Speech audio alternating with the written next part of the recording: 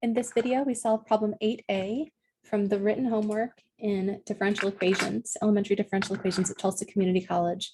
And this is problem 8A from homework number 6 during the fall 2021 semester. You are asked to use a table of Laplace transforms to compute the inverse Laplace transform f of t for a given function f of s. And you're also asked to write any solutions that can be written in terms of the Heaviside function as piecewise functions. So right away, I noticed that my f of s is this rational function in s times e to a constant times s plus a rational function in s plus e to a power involving s.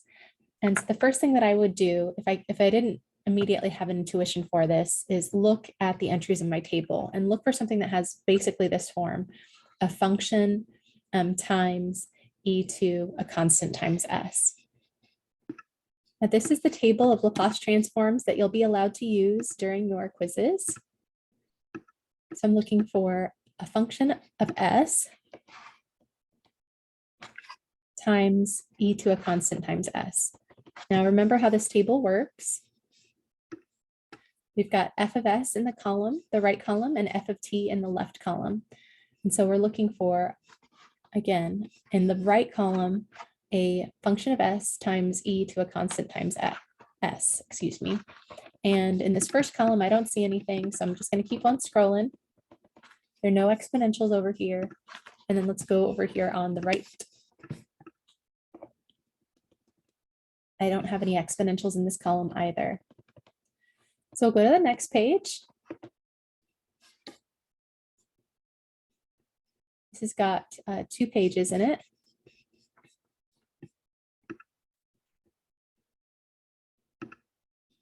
Oops. And so now I'm on the second page of that table, and I'm still looking for e to a constant times s, and I'm hopeful. Look at these.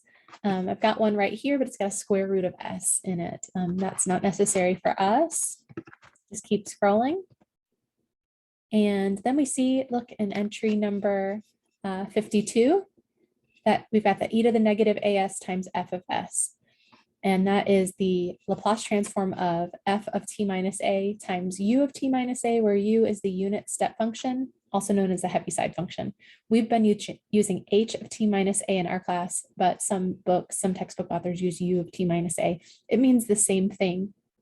So that's what we're going to use. It's just entry number 52, but we're going to use it backwards in order to find the function f of t, the inverse Laplace transform of f of s.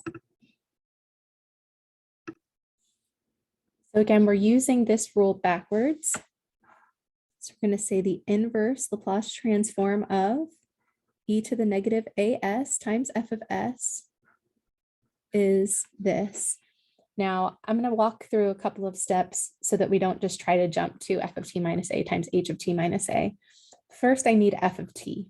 F of t is the inverse Laplace transform of f of s. And then wherever I see a t here, I will replace that t with a t minus a. Then I'll take the result and multiply by the Heaviside function at t minus a. So this part here is f of t.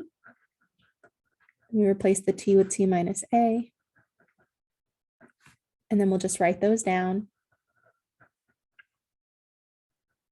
And then eventually we will write our result in terms of the Heaviside function, or not in terms of the Heaviside function, but as a piecewise function, because that was what was requested of us. Now we have to use this twice. I've got an e to the negative as here, and I also have an e to the negative as here. You might be saying, what do I do with that too? We're just going to use a little bit of algebraic manipulation to write that a little differently.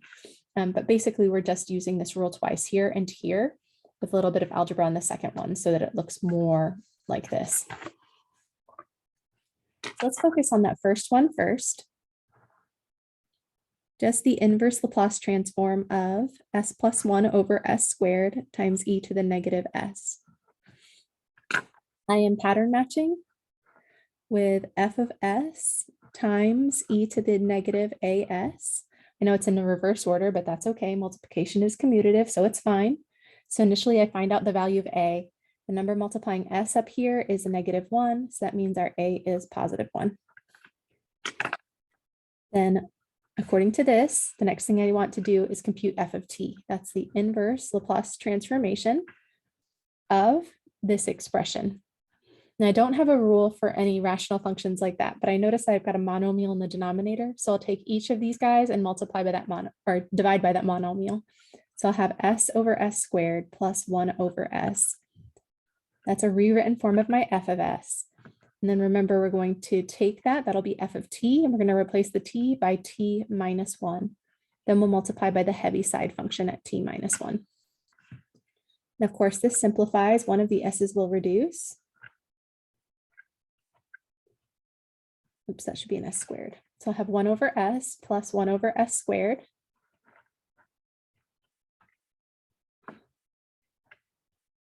And we compute the inverse Laplace transform of each of those. Now there are other entries in our table. I'm not going to look it up because these come up so often. The Laplace transform of 1 turned out to be 1 over s. So that means the inverse Laplace transform of 1 over s will be 1. That's what we'll use here. And the Laplace transform of t to the n is n factorial over s to the n plus 1. So that means the inverse transform of something that looks like that is t to the n. So we just have a 1 here. And this is 1 factorial over s to the 1 plus 1. If n plus 1 is equal to 2, that means n is equal to 1, and it fits the form exactly. So we're just going to get a t to the n, but n is equal to 1. So we'll just get a t there. So that's our f of t. But then we're going to replace the t by t minus 1, and then we'll multiply by the Heaviside function at t minus 1. So we'll have 1 plus t with t replaced by t minus 1 times the Heaviside function at t minus 1. And the 1 and the negative 1 reduce. And we just end up with a t times that Heaviside function at t minus 1. Okay, so that's what we have there. Now let's see about the second piece.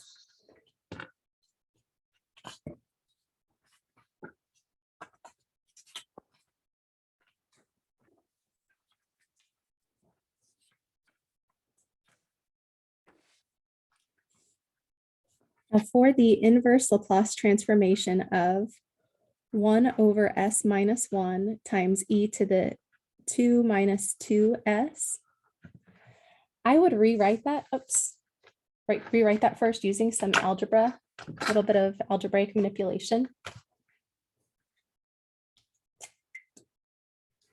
If we have x to some power times x to a different power, we just add the exponents. That rule works in reverse as well, and the base doesn't have to be the variable. If I've got e to a sum or difference of powers, I can rewrite that as a product. So that's the first thing I'll do.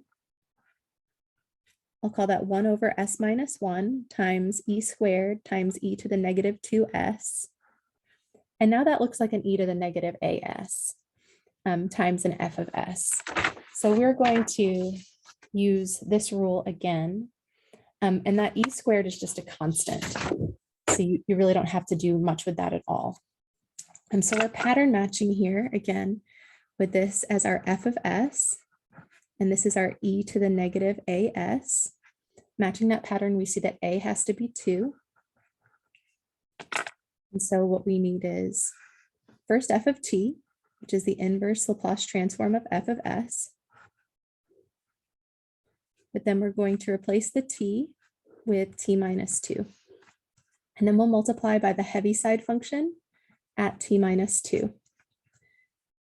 Well, the inverse Laplace transform of that is just an e squared times e to the at, where a is equal to 1. So it's going to be an e to the t. Then we'll replace the t with t minus 2. Now the rule that I applied there was this one. The Laplace transform of e to the at is 1 over s minus a. So the inverse Laplace transform of 1 over s minus a is e to the at. So that e squared, I'm just thinking of as a constant, so I can bring it out. And then I've got s minus a is s minus 1. So a is equal to 1. So that's e to the 1t. That's what we've got there. Now I can use this property in the forward direction now, going from here to here, adding those exponents. So this will be e to the t, or 2 plus t. Then we'll replace t with t minus 2 and multiply by the Heaviside function at t minus 2.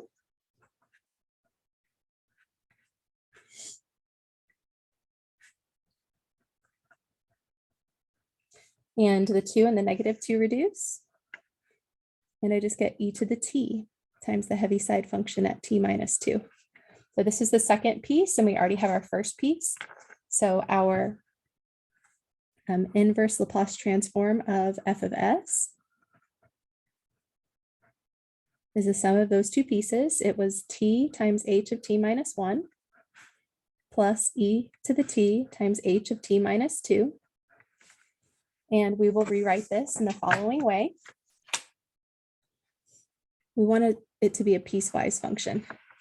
Now, because we've got a Heaviside function at t minus 1 and another one at t minus 2, we're going to have two intervals, one on the interval from 0 to 1, because on the interval from 0 to 1, the Heaviside function at t minus 1 is 0. And then at 1, it jumps up to 1. And then for the other one, this one is 0 until we get to 2, and then it jumps up to 1.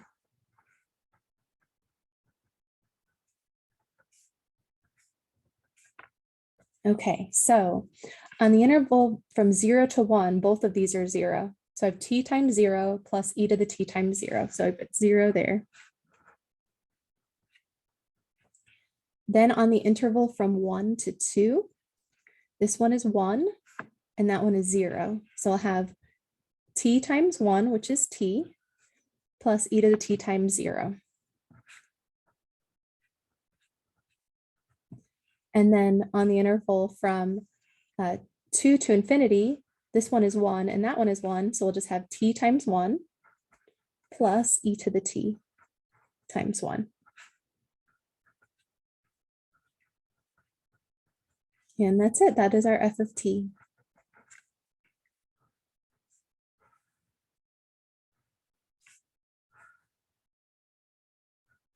Let me know if you have any questions about that.